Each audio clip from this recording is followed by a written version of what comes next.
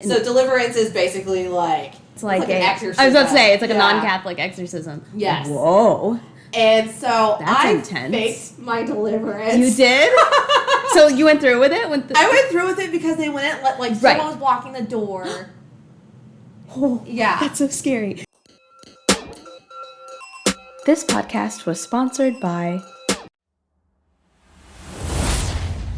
King James and the 12 Disciples. Just kidding.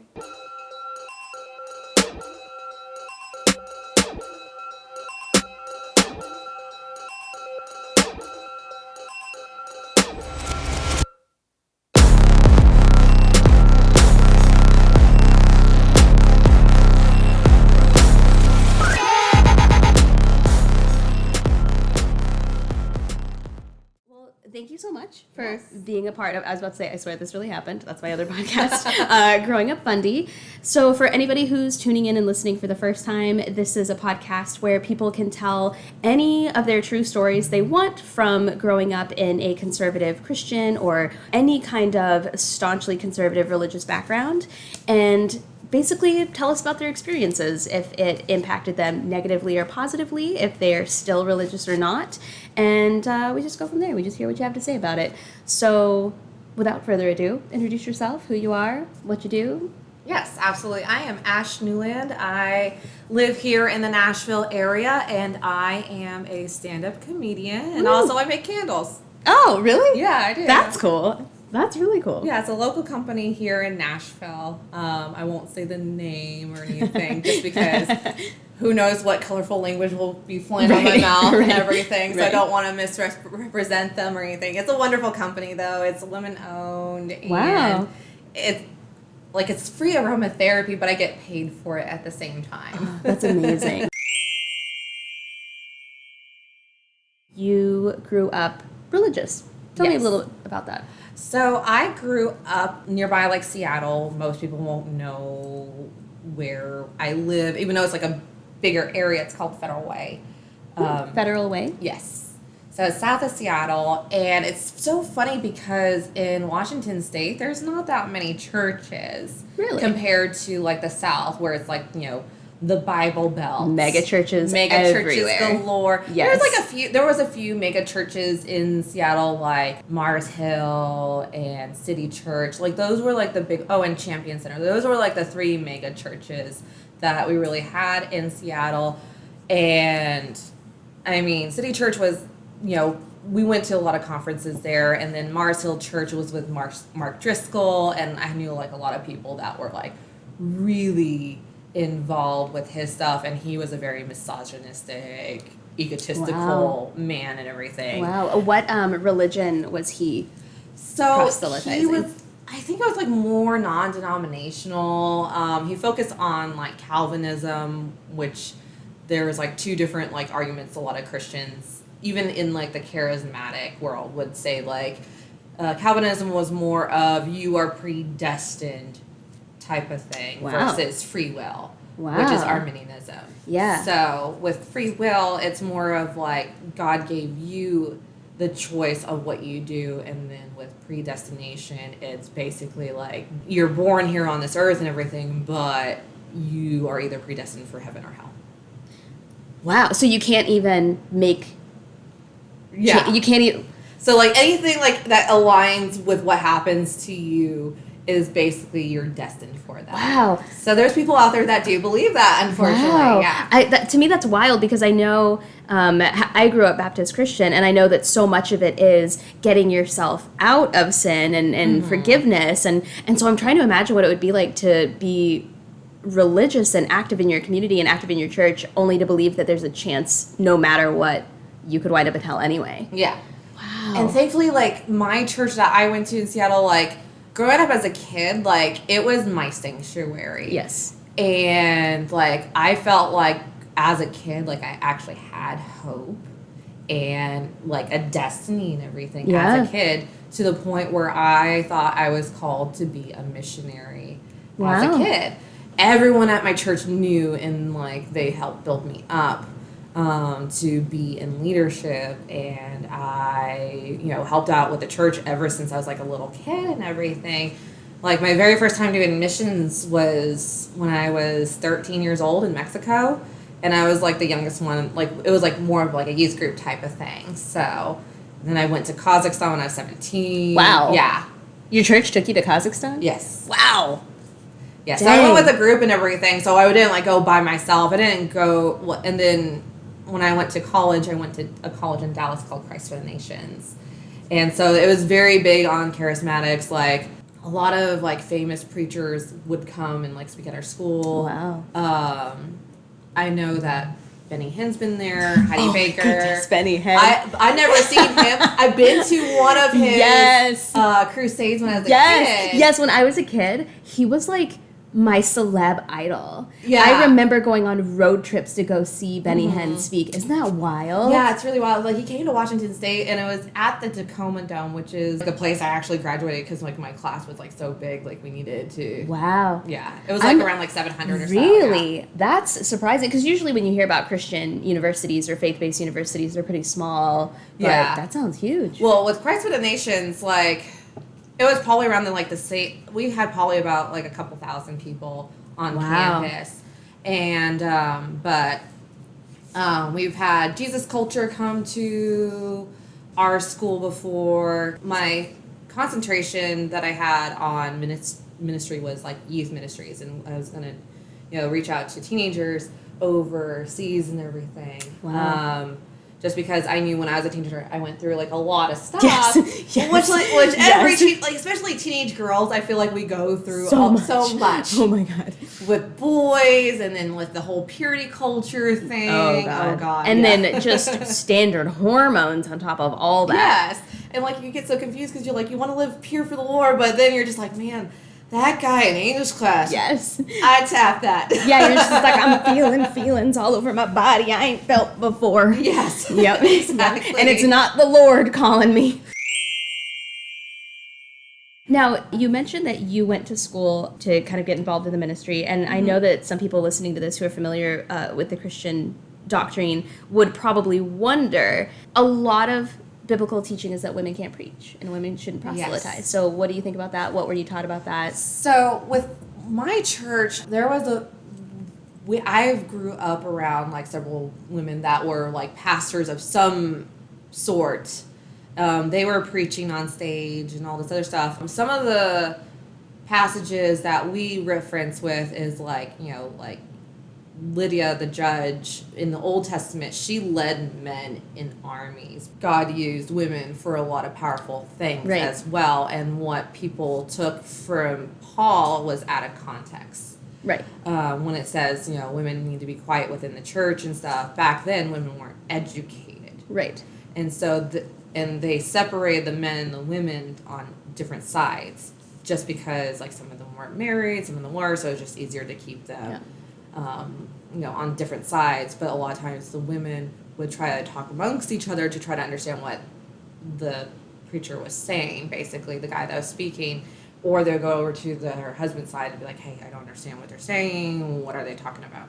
And so it was creating distractions. So that's why they said women be quiet in the church. Grandfather started some colleges, and I didn't decide to go with them because it was a Church of Christ, and they don't believe women could be preachers, and most of the churches, they didn't do worship per se or whatever. Like, they didn't do, like, instruments or anything. It was just more preaching and teaching. Like more hymn kind of music? I think so. Yeah. I never stepped foot in a Church of Christ before, but when I saw that, I'm like, no, like, my great-grandpa would be turning in his grave. Yes. For sure, if I'd probably be the one getting in trouble at that Bible college. Yes. Because I'm like, I don't need to teach. I want to preach. I want to be able to, tell people about God. And, like, to me, it's, like, very similar. Like, now these days, preaching has a bit of teaching to it. Like, they explain the depths of all of that. Yes. So.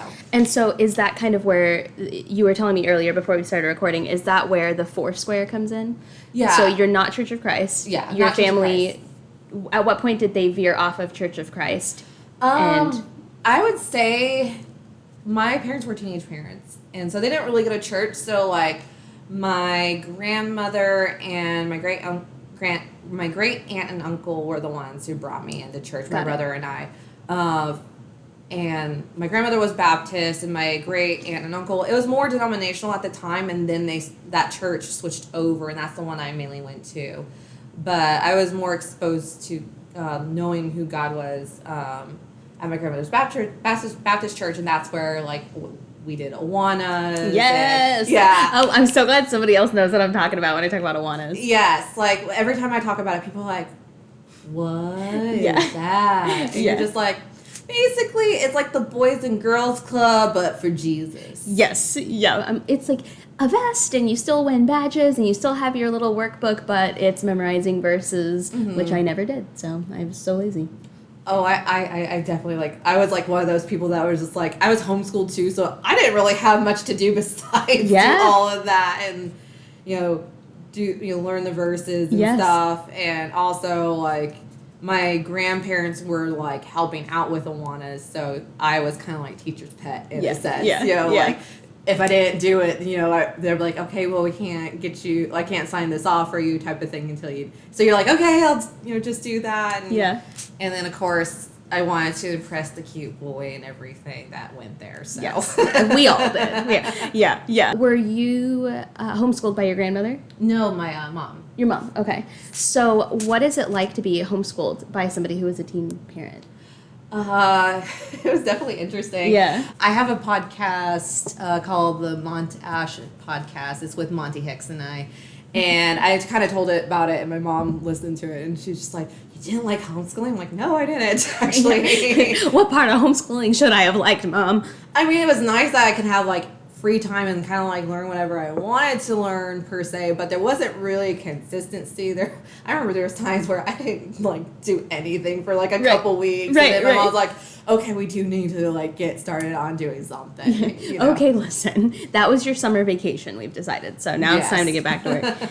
Interesting. And so why did they, since they didn't really go to church, they weren't really religious, why did they choose to homeschool you? Well, eventually they did become religious. It's like, when my brother and I started doing, like, Christmas plays and summer plays, they started going to that, and then they realized that, they needed God in their lives, and they started getting really involved with the church, so, like, we always were doing something. Like, my mom actually would clean the church and everything, and we would help out with, like, the food bank, which also helped us have food on our plates and everything, because we weren't, like, well off or anything, so, but, my mom stayed at home. Like, sometimes we would go along and clean houses with her when we were kids and everything, or do our schoolwork while she cleans, so, but also my brother had cystic fibrosis, which is a genetic lung disease.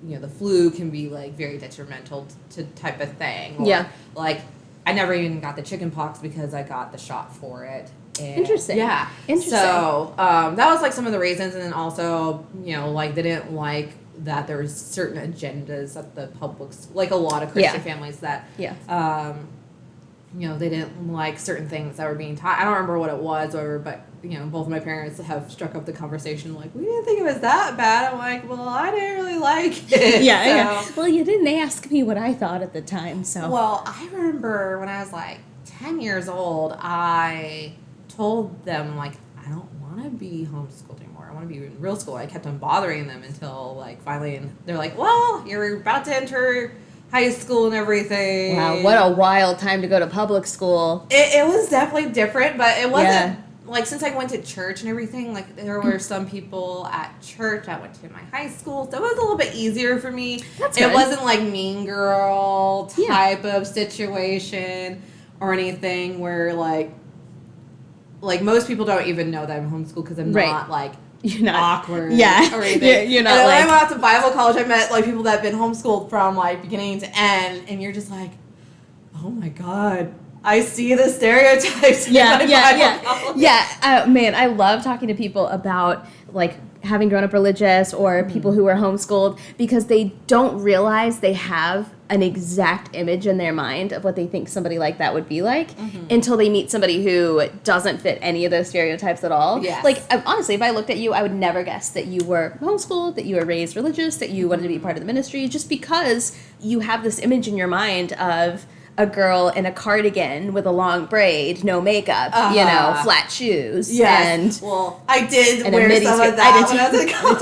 I did too. I was all about like bows in my hair, big curly hair, like not the bows or anything yes. like that. I was definitely not a bow girl or anything, but the cardigan for sure, the flats and all that. And my Bible college, it was so funny because like it was business casual, and like the only time you can wear jeans. Really? Yes. The only time you can wear jeans is on Friday if you pay $1. Really?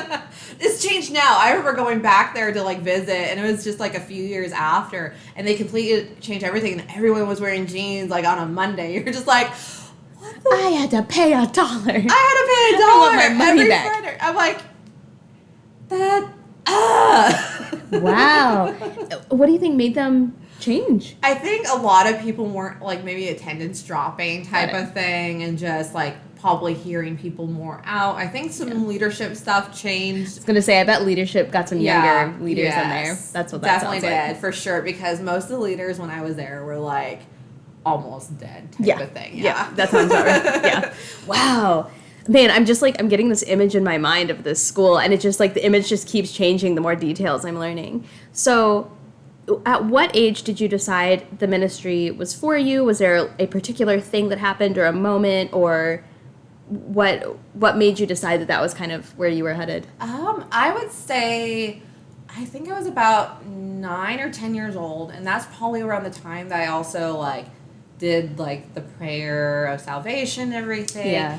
I remember these missionaries, I don't remember what country it was, but they came and spoke to us kids, and they were just showing, there was actually a couple, it was like Missions Week or something, and one of them went to India, and there was a couple that was originally from England, but they were in some other country, and like they were talking about,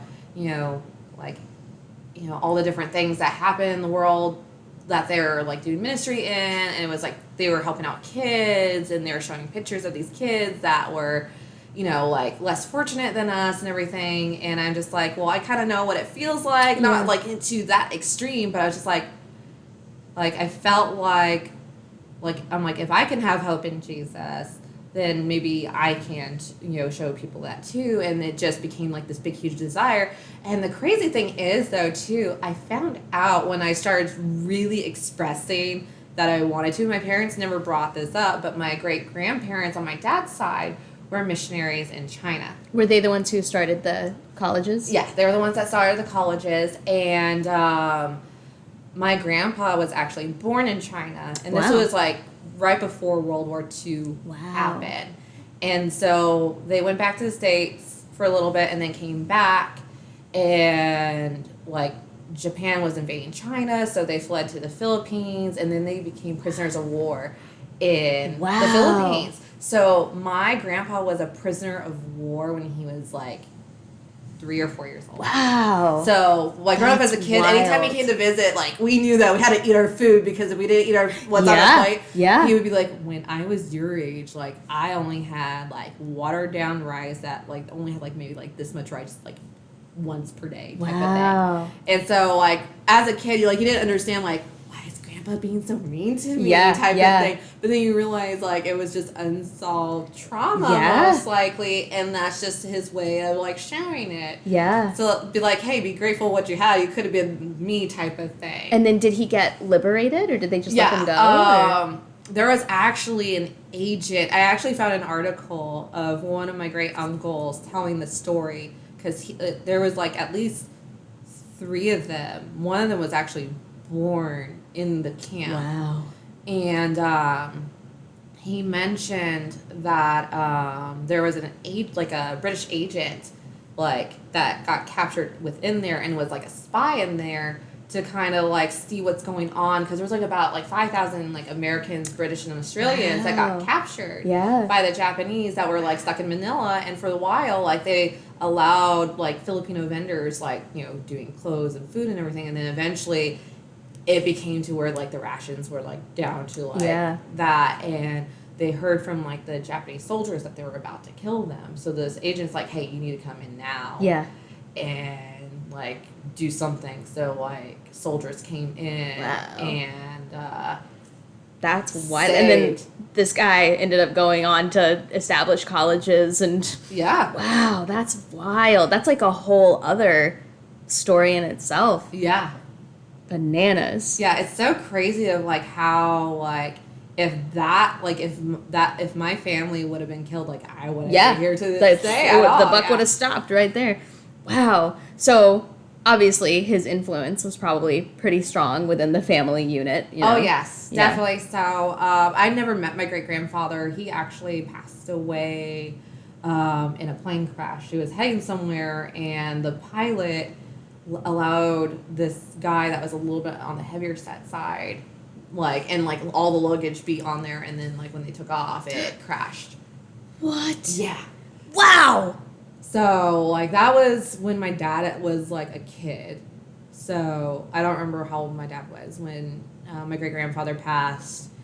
But I never met my great-grandparents or anything. Wow. And my grandfather, he just did more of he did do pastoring for a little bit when he was married to my grandmother. They divorced, and she was like a single mom for a while, and then he was like a counselor for people who were deaf. And that's how he spent most of his life and everything. Wow. So it sounds like you come from a long line of people who do a lot for other people, which is very interesting. It's always interesting to me to learn about people's families, because I feel like we all have an equal balance of, wow, that's amazing, and wow, that's really fucked up. Like, all mixed in one, you know. Even the people who are like the most heroic have that one weird thing about them, or multiple weird things about them. Wow, that's interesting. And so then, how do you feel all of that kind of influenced you and where you went and how you kind of chose your path? For me, I felt like it was just like kind of like it backed up to what I wanted to do. It was just kind of like It sounds like it was in your blood almost. It was like kind of like in my I felt like it was in my blood type of thing. And then I was like nearing the end of Bible college. I'm like, okay, God, like what do I do? Like where do you want me to go? And like I had a few countries that I felt like really big on my heart. India was one of them, and I actually went to India for like more of like a short-term thing. Through this website called ChristianPenPal.com. I met a boy and was talking to him for several months, and like we would pray with each other. Like my friends met him. Like it was when Skype was like a huge thing. Yes. Before Zoom took over. Yeah. And so like him and I would pray with each other, and like. And where did he live? He lived in Thailand. Okay. But he was originally Pakistani, but Christian as well, because a lot of people like, so this guy, is he Christian? Like, that's like one thing that I've noticed when so, spoiler, not Christian anymore. Yeah. I'm agnostic. Like, I am attracted to Buddhism a little bit, but I wouldn't say I'm a Buddhist or anything. So, but, people would always be like, oh, is he Christian? And now it's like, that's not relevant for me. Yeah. I prefer to the guy not to be Christian, but anyways. Right. So anyways, like, we both felt like God wanted us together type of thing. And I'm just like, well, Thailand was on the list, so this has to be it. And I was like, okay, God, if I'm supposed to be there and everything, then I'll have the money to go there. I had enough money to buy a one-way ticket to Thailand. Wow. So when I got all the money into my bank account, I was staying with my family in Seattle until I got all that money. And once I got it, I was looking at plane tickets, and then bam, the next day I was going to take a flight to Thailand. And it's funny because I'm like, Mom, I told you that I was going to be going to Thailand. She's like, yeah. I'm like, that's going to be tomorrow. Yeah. She's like, what do you mean tomorrow? I'm like, I'm leaving for Thailand tomorrow. So I didn't have a chance to say goodbye to everyone. Wow. And she's like, well, how long are you going to be there? I'm like, I don't know, maybe 6 months, a year. However long it takes me to save up for a ticket back here, I guess. Yeah, for me, I just didn't know. I was just like, okay, this is what I feel like God was going to do and everything. And I went there, and at first it was really magical, and then it became the good, the bad, and the real ugly. Right. Because, everyone knew that I was dating him. He was, there's not that many Christian men in Thailand. And really? Yeah. I'm shocked. I am shooketh. Well, also too, like Christianity in Thailand when I was there, like over 10 years ago now. I was like 20 to 21 when I went there. So I spent my 21st birthday in Thailand. I didn't like, get shit faced like, a lot of people would do on their 21st birthday or anything. Like I did try Thai beer and I love Thai beer. It's so much better than American beer. Yeah. Ooh. It's more on the lighter side. Ooh. So it has like a nice little refreshing. Kind of reminds me like a little champagne-y kind of. Yeah, kind of, yeah. And but yeah, it was just, it was a different type of charismatic over there. Like, got it. They were like speaking in tongues. So like, if people don't know what that is, like it sounds like different languages or gibberish to a lot of people and everything. But supposedly it's like a way to communicate from God to other people, and people are supposed to interpret that. But most of the time it never happens, right.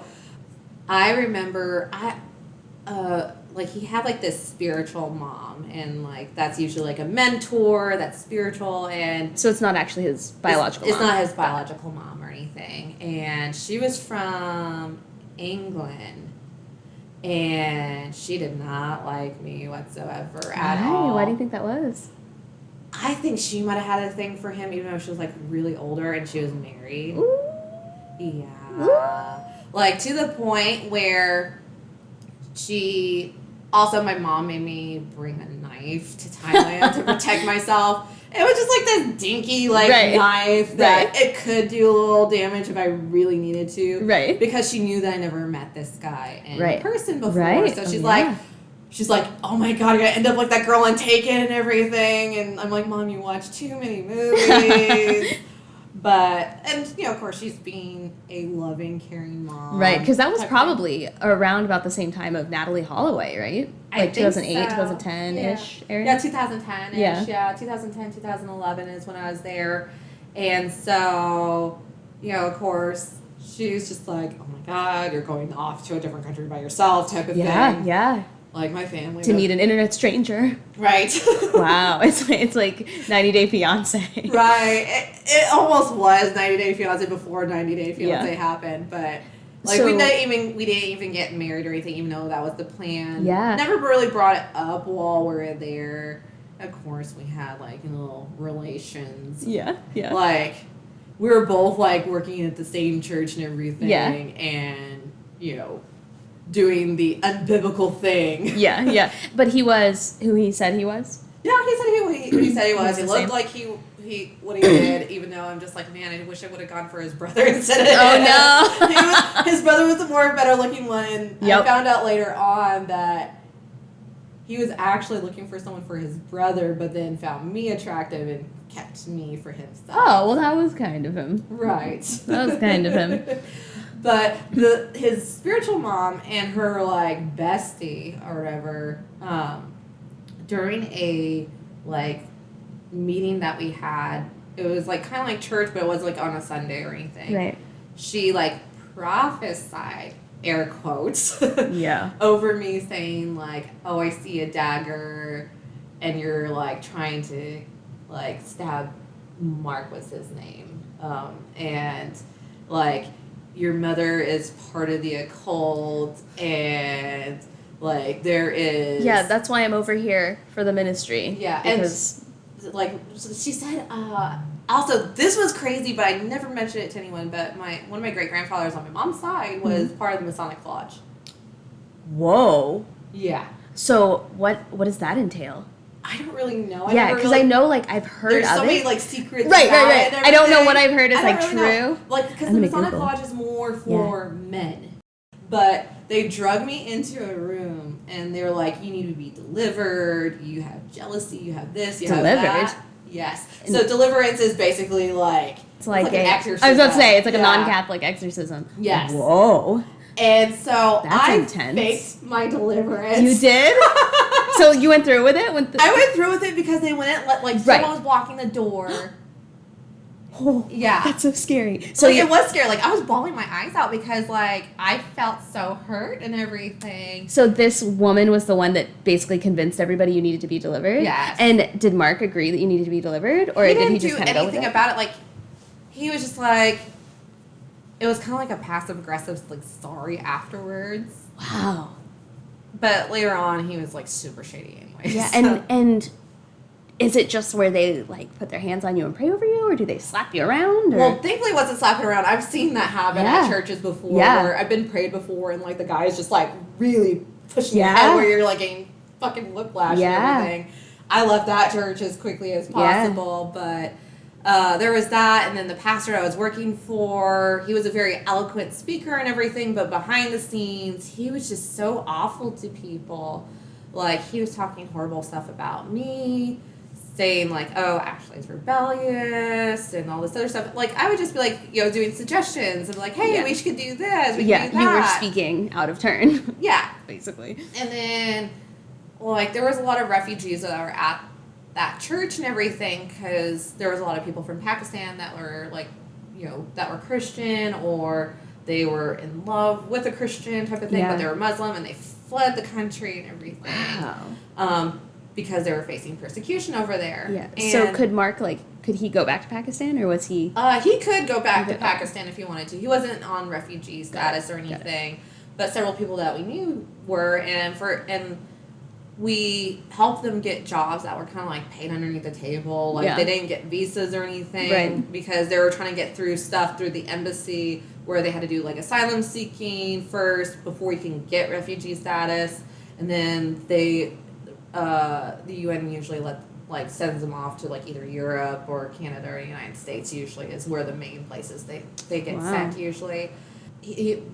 Several of them were working at this pastor's church, and, like, the funny thing is like, this man was, like, an intelligent electrical engineer from Singapore, but, like, left his, like, he was still, like, married to his wife, and, like, his daughter was in college, and he had, like, a teenage son that was, like, 14 years old, but he left them all there to Singapore to do ministry in Thailand and be a pastor there. Interesting. And I always thought that was weird. I'm like... That is odd. You'd think you would bring at least part of your family, your spouse. Yeah, your spouse and, like, your teenage son and everything, or wait until your teenage son is in college, too, and then bring your wife over. Like, he would go see them, like, once a month, but I just didn't like that at all. Yeah, that's a little shady. And, like, whenever he would come back, I remember one time, like, I had to, like, keep myself from, like, telling him off because... one of the ladies, like, she would clean the house, and she was grabbing his luggage that was in the back seat, and it was, like, leather seating over. Yeah. And he's like, don't do it, like, don't pull it, it's gonna tear up the seating, and, like, he slaps her hand like she's some imbecile and, like, a dog. Yeah. Which, you should never treat a dog like that either. Right, yeah. And at the time I was telling my ex, like, I want to leave a church, and, like, this is not right. There's just a lot of stuff here that just doesn't seem right. He's like, no, we can't lose face. Wow. You don't really address the conflict or anything. Right. Would you say that was kind of the first step towards becoming agnostic, or were you, at what point did you start to feel? I would say, so, as I mentioned earlier, my brother had cystic fibrosis. He had a lung transplant when I was in college. And he was living his best life for, like, 19 months. I came back to Thailand, and then 3 months later, he passed away due to organ failure. So, and, like, you know, we were all praying that he would be healed. And we've always prayed for his healing and everything. And we hoped for the best. And we thought, okay, maybe this is God's way of, like, the lung transplant being the creative way of, you know, being healed and everything.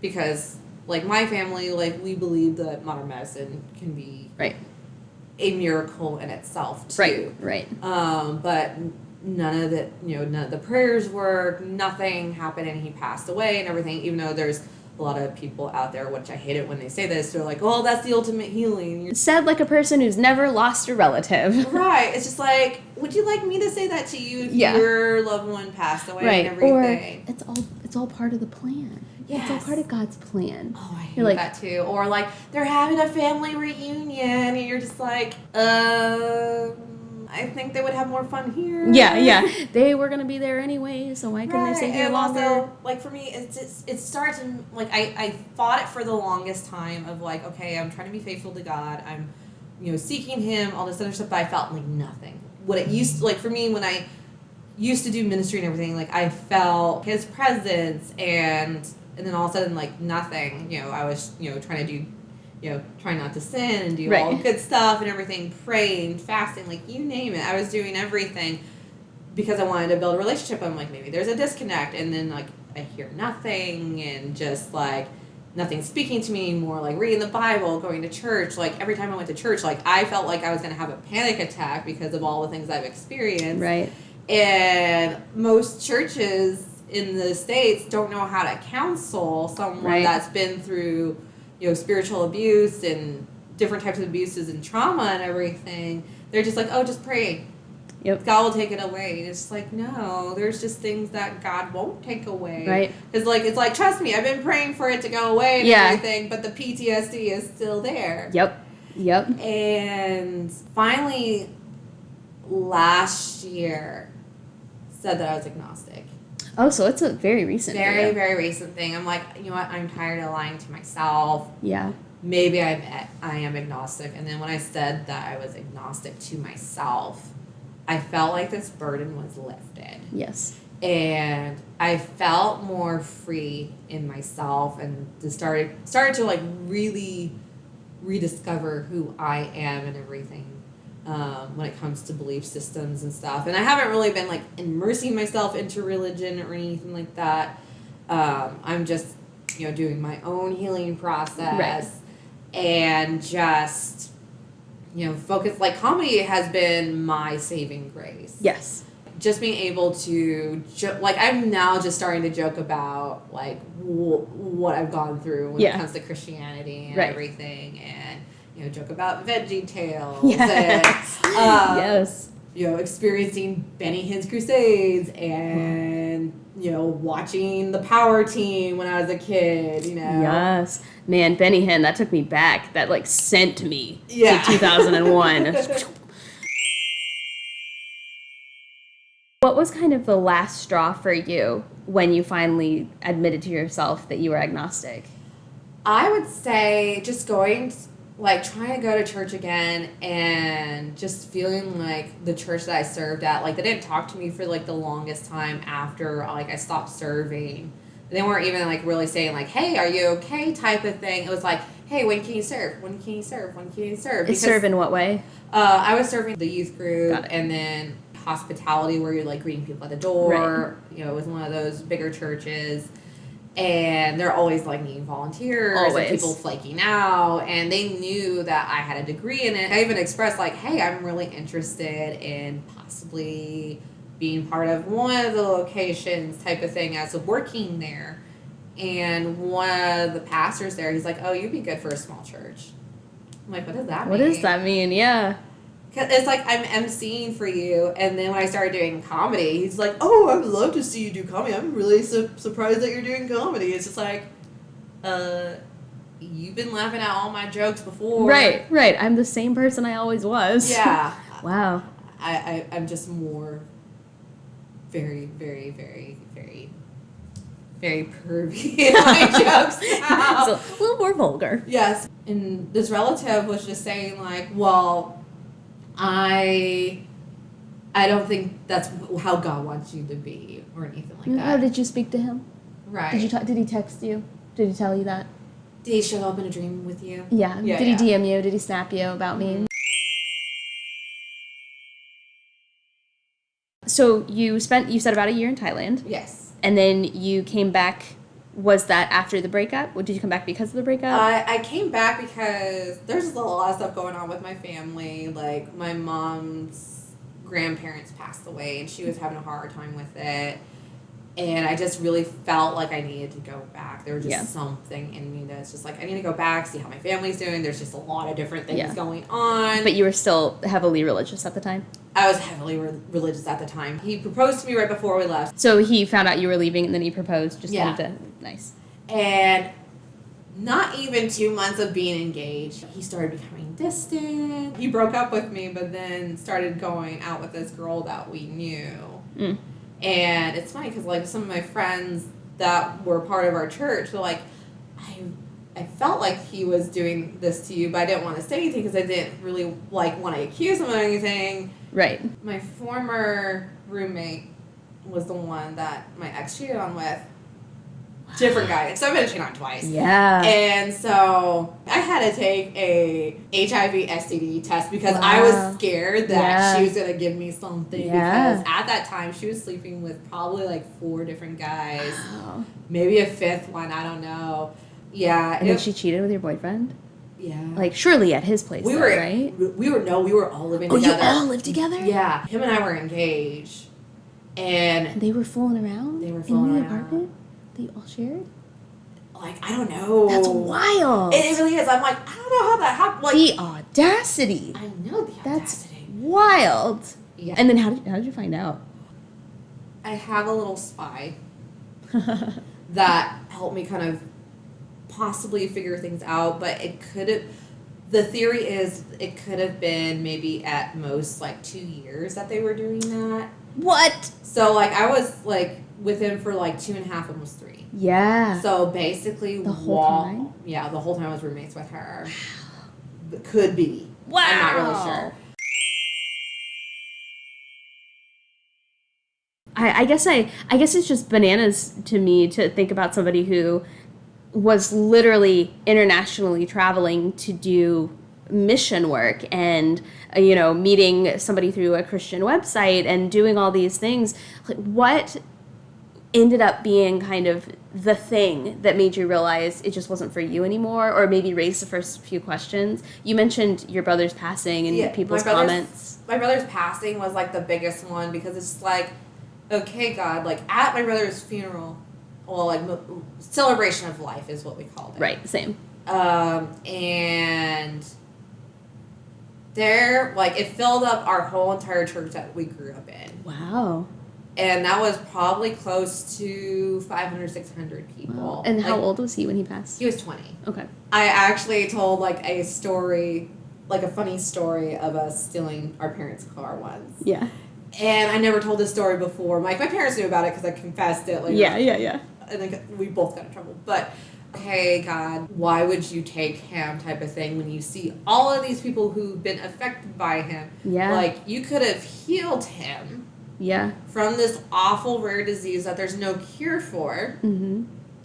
And change the whole entire world with this one healing. Yeah. Versus affecting people and making people question who you are. Right. And you would think that it would be a more powerful message if somebody were to overcome something like that and come out on the other side and kind of what's the word I'm looking for? Basically give credit to prayer and healing and their faith, as opposed to taking someone so young who clearly impacted a lot of people in a positive way and just making people wonder why. Right. And like some people will say like, well, through dark times you should be praising God anyways. And then there's those people that are like, well, he was just meant to be here 20 years. Yeah. Like, that was his time. It's like, yeah. It's like, when's your time, Deborah? Yeah.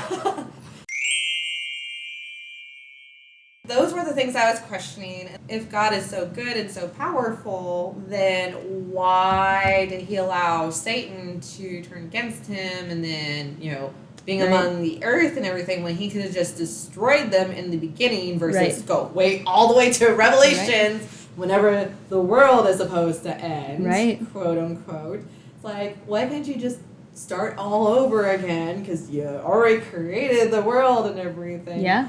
Why can't you just destroy everything and then recreate? Right. And make it into a good world and no suffering, no wars, no nothing, no anything. And then also, whenever I was in history class and you hear like missionaries were doing this and that and the Crusades and all this other stuff, you're just like, why would I want to be part of something that has caused so much destruction? Right, so much death. In the name of God. And then there's so many religions that have done that too. Right. Why? Right. And I think another last straw for me is if family members are listening to this, I'm not pro-Trump, but like I would never talk about politics with them because most of them are very pro-Trump and everything, and that's a lot of us who have deconstructed and some of us are very verbal about it, some of us are not. And when a lot of people that I have seen at my Bible college that used to prophesy and like talk about the future and everything, and saying that Trump is a man of God and all this other stuff, when this man has blatantly said like he assaults women. Right. And for me, you know, just seeing how everyone that was in that Christian world that I was a part of, you know, saying like, hey, like, we don't care. They say that he's a man of God and everything, but he's assaulted women. But that's okay because God forgives. Right. You know, or whatever the reason is. Or like, love the sin or hate the sin. Yes. Is one that you hear all the time. That's like the one thing that like makes me mad, because a lot of times they would use it more so when they hear that someone's gay. Yeah. I talked to somebody about that the other day. The majority of the time you hear that phrase is because somebody's gay. Yeah, and it's never for anything else. Right. Like, you can be like, oh, I had sex before marriage. They never say that to you. A lot of times they're like, you whore. Right. Or like... Or I'm going to rehab. It's like, oh, oopsie. Right. How about we don't judge these people, because a lot of that stuff revolves around trauma. Right. Like, alcoholism is because of unsolved trauma, and same thing with addictions and stuff. Right, and when it's not rooted in trauma, it's genetics. Yeah. Like, alcoholism is literal genetics. Suicidal tendencies, that's genetic. So even when it's not the result of some direct trauma, it is the result of something else that you can't control. Right, and there's just so many churches out there. Even when I was in Bible college, like when we did counseling, it was more of like marriage counseling that we learned about. Surprisingly, I'm still single and not married and everything. I learned everything up and down of what a real relationship is supposed to be, but still single. Right. But I can give all the advice to someone that's married, basically. I feel like that's always how it works, though. I feel like I give my best advice when I'm single. Yes. Yeah. Yes. Yeah. I think it's the typical thing in Bible college where you want to find your spouse in Bible college. I was not that person at all. Yeah. For me, I'm like, my parents didn't get their degree or anything. I wanted to get my degree. Right. I wanted to be more than just like someone that got married to someone. I feel like many, many women who go to religious colleges are there. I mean, I'm sure somewhat to get an education, but also are there to find a godly husband. Yeah. Like the MRS degree. Oh, yeah, the MRS degree, ring by spring, or your money back. Whenever you wanted to have, like, guy friends, everyone's just like, ooh. Right. It could not be about anything but, yeah. But maybe you'll get married, but maybe he likes you, but maybe. I'm from Washington State, and, like, even Christians there, like, you can be friends with the opposite sex and not be, like, a big deal type of thing. Right. I But remember in the South, it's crazy. In the South, and then also, I grew up in Arkansas, but I moved to Chicago, and I spent the majority of my ending teenage years and early 20s there, and I went to a very big, very famous church there that has a very big, very famous university there that's biblical as well. I think I know which one Yeah. I'm talking about. I almost went to that one. Yeah, I was about to ask if you considered going to that one. And I remember literally the day that I transferred from the teen youth group class to the young adult early 20s class, the vibe changed entirely. Mm-hmm. It went from being like, ooh, live music, games, woo, foosball, to being like, I'm speaking to you right now because you're a potential mate. Mm-hmm. Every conversation you have with a guy there, even though they're responding to what you're saying, you can absolutely see them kind of sizing you up as potential mate material. Same guys that you were just playing foosball with a few months prior in the teen group. But something about whenever you would transition into that early 20s, you recognize, you almost feel like, I'm not getting out of here without being married, whether I want it or not, kind of. Yeah. And that was kind of when I stopped going, because I felt like it was getting less and less about the religion and more about how you could peacock the religion and find a mate that was impressed by that, and then just immediately settle down into that early married life at the age of 20 kind of thing. Yeah, and they weren't bad people, but the thing is, though, a lot of them end up being controlling. Yes. Yes, they want a subservient wife. Yes. A biblical wife. I am definitely not that. Even when I was in Bible college, I definitely wasn't I was more of like, I'm going to go into the world and preach and do all this other stuff. I'm not going to be the quiet and meek woman or anything like that. Because I'm like, once I became in college, I became more extroverted versus introverted. Right. Yeah, it's just so amazing. Like, there's even a couple guys that I went to Bible college with that have hit me up before. And like, hey, we should have been married by now. I'm like, oh. Yeah. And you're almost like, are you reaching out to me because you ran through your list already? I'm the bottom of your list. I'm like your last reason for hope. Right. You're like, she'll do. She's probably going to be a handful, but she'll do. She's opinionated, but she'll do. Mm-hmm. That's wild. Yeah, it really is. It's like, I even told one guy, I'm like, dude, I'm not even Christian anymore, so I don't want to raise, like, if we ever had a child, I'm like, I just want one child. That is it. No more than that. No begging for more. Right. Nothing. Right. Like, out of service after one child. Yeah. Close for business. Yeah, it's close for business. Out of service. No more. Nada. Was there anything about religion that you look back on and either are grateful for, or anything that you look back on and you're like, oh my God, I wish I had known that I didn't have to live this way or do this way or believe this way? Any positives or negatives? Oh, there's definitely both. I would say that I am grateful for the people that invested in me, for sure. Because, like, that helped me prevent going through with suicide type of thing and all this other stuff. Because I was depressed from, like, a very young age. And, like, them just giving me hope that I have something to live for pushed me to do things that I thought were good things and everything. And having that hope and just feeling like I was a part of something when I was a kid. Right. I will always be grateful for that, for sure. And then when it comes to things that I wish I would have not really, like, followed, was, like, the whole, like, purity culture thing. And just not feel ashamed about that. Because for the longest time, I felt shameful of all those things. Kissing a guy or having sex with a guy and everything. There was times where I wouldn't have sex with a guy because I would freak out. And I've learned, like, it doesn't even matter what I wear. Right. I felt like I was getting more harassed by men when I was, like, dressing up modestly. Yes. Versus, hey, show a little cleavage.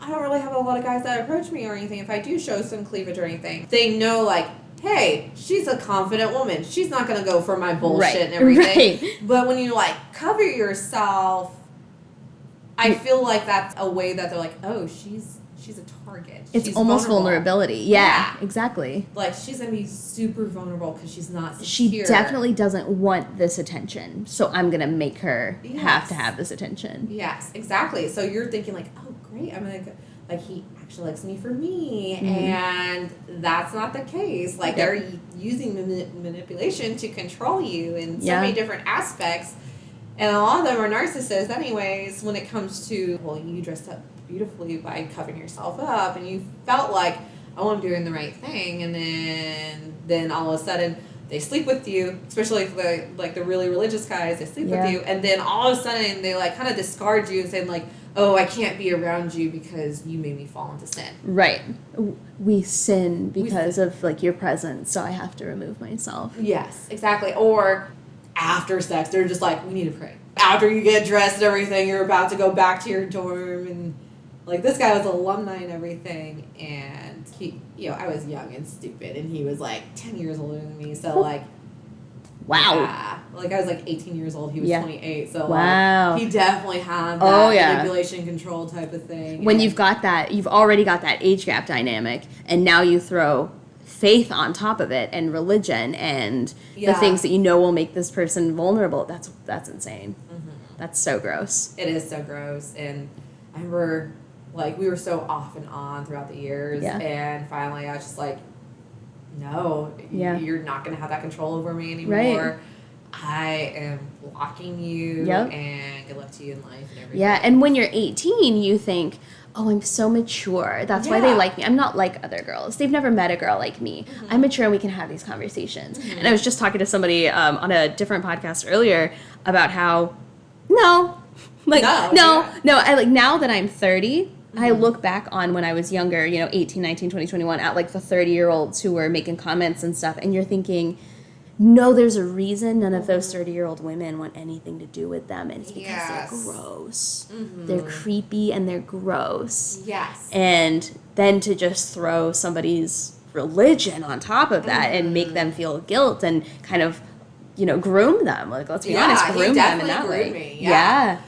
I had like one girlfriend of mine. She's still like one of my best friends and everything. And when we were going to go on this date after we came back from China, because we did like a missions trip together, except for like this guy, was working a regular job, whatever. He came to the door. She opens the door. She looks at him, closes the door on him. And she's like, no, you're not going on this date with this guy. You're not going to go on this date with this guy. Like, she just could sense She could see it. She could see it. I'm like, and all the other girls were like, he's handsome. He's a man of God. They're like, just chill, girl. Just chill. No, there's just something about him. Don't waste your time on him. I'm like, let me just have some fun. Like, he's a great guy. I met him through, like, mutual friends. It wasn't even, like, online dating or anything. And but those are the creepiest ones. Yeah, they were the creepiest ones. Like, I learned, like, don't ever date anyone through your mutual friends. Yeah, because it turns out if they can manipulate one person, they can manipulate a lot of people. Yeah, and then they can make, people side with them type of thing. So, and they make you feel crazy because you're like, he's doing this thing that I don't like, but I feel like I can't tell anybody about it because they all like him. Yeah, exactly. And that was like one thing too. It was just like a lot of people like this guy. We even worked with each other. Another lesson I learned in my young days: don't date anyone that will get you a job there or work with them. We worked at this catering company for a museum in Dallas, and it was like the coolest job ever, but like, we were just so off and on with each other. Like, we were so, like, he was toxic for me. Like, I wasn't even toxic for him or anything. But there would be times where he would go to, like, a different country and, like, I wouldn't hear from him for a couple months. And I was like, well, he said that we weren't, like, really official or anything. So I would go date another guy. He comes back. I'm like, I thought you were never coming back again. And, like, he got mad at me about it. And, wow. And so how did you disentangle yourself from this person? Because as somebody who's experienced similar things, it's so hard to get rid of people like that. It takes years. Oh, it definitely took years. Yeah. I think the last time I talked to him was when I was here in Tennessee, maybe 6 years ago, telling him like how I really felt about everything that he's done to me in the past and everything. You manipulated me, you abused me, you've done all these different things, and I'm not going to relive this trauma with you over and over and over again. So peace out, F you, bye. Yeah. So. Did he ever respond, or did you block him too fast? I blocked him. Good, I blocked him. There's some people that I know that still know of his existence. And also, I've heard from friends before he like reached out to me again. Well, he was engaged to someone that we knew in college. He was an attractive man, but then again, people thought Ted Bundy was attractive. Right. Yeah. Do you still keep in touch with people that you grew up with in the church and that are still involved in the church, or have a lot of them since left the church like you? Do you find... When I posted a bit of some of my comedy on Instagram, there was actually a few people that I went to college with that reached out to me and like said like, hey, that stuff is really funny, but it's true at the same time too, because I was like saying like 3 men that you shouldn't trust, and the last one was like Christian men, especially the ones that are named after the disciples, Matthew, Mark, Luke, and John. I mean, none of them are named Joshua. Judas. Right. None of them are named Judas or anything, but if one was named Judas, I'd probably give him a try because at least I know he's going to stab me in the back. Yeah. Judas, at least he's upfront about who he is. Right. Yeah. He's upfront who he is and everything like that. You know he's going to betray you. Yeah. At least you know that's going to happen. Yeah, Matthew, Mark, Luke, John. John's the most toxic. Yeah.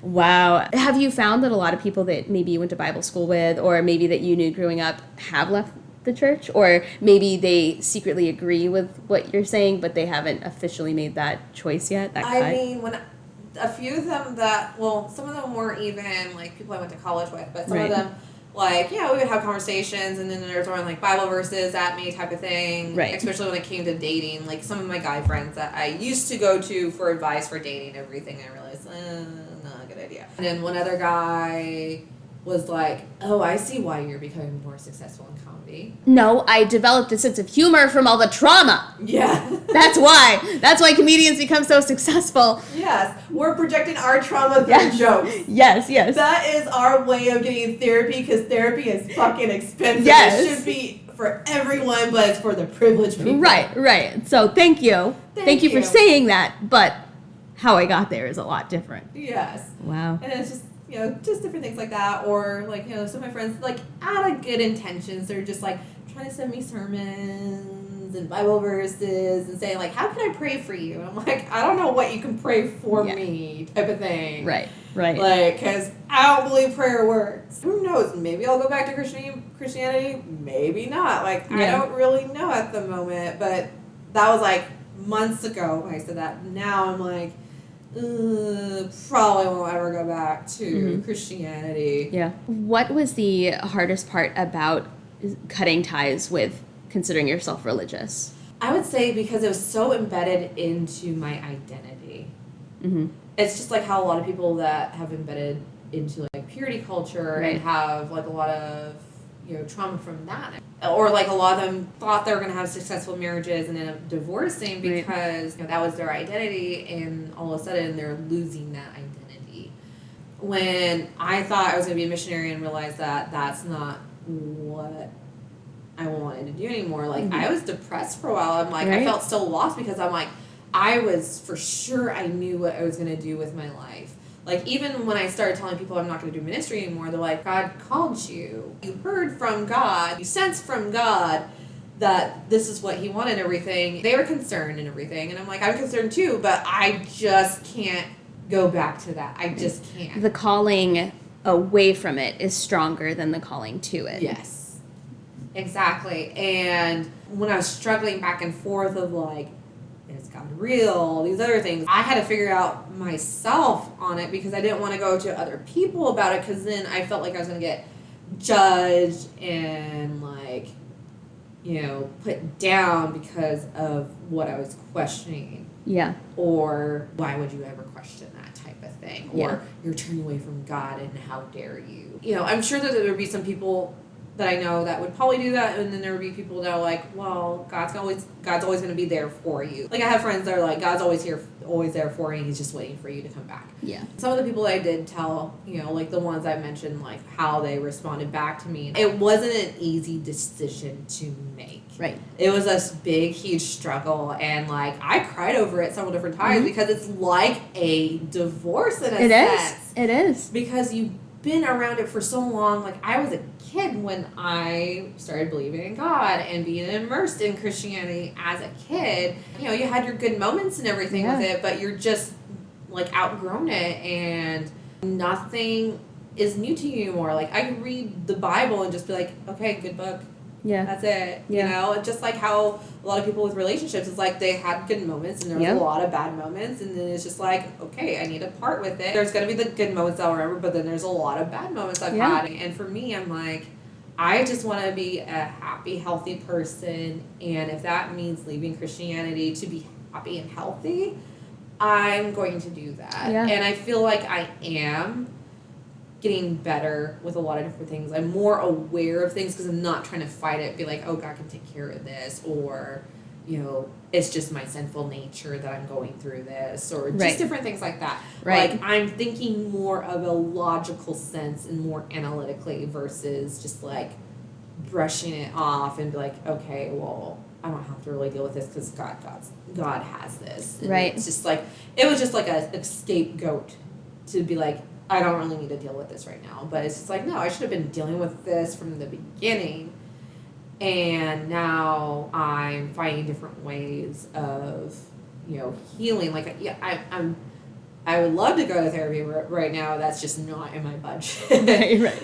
But I'm just trying to find different ways to help myself in the best way that I can when it comes to that. Absolutely. And I was talking to somebody about this. I feel like a couple of things make it so hard to become agnostic or to admit to yourself that you're agnostic or atheist or however people choose to identify. When you're in the church, they paint those people to be religion haters. Yes. They paint those people to be anti-religion. Mm-hmm. And really what it is it's a bunch of people who really wish heaven were real, and they would love to see their dead relatives again, Yeah. and they would love to feel like there is something after all of this that makes it all worth it. But there's also the grieving process where you realize that it just isn't true. Yeah. And it's nothing like I hate God and I hate Jesus and I hate Christians.